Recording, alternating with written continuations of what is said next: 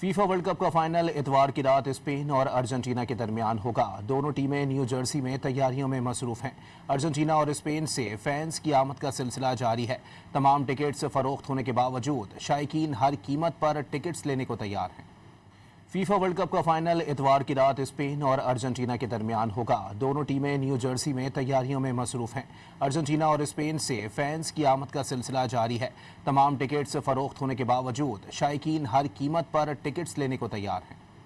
FIFA world cup का final इतवार की रात स्पेन और अर्जेंटीना के दरमियान होगा। दोनों टीमें न्यू जर्सी में तैयारियों में मसरूफ हैं। अर्जेंटीना और स्पेन से फैंस की आमद का सिलसिला जारी है। तमाम टिकट्स फरोख्त होने के बावजूद शायकीन हर कीमत पर टिकट्स लेने को तैयार हैं।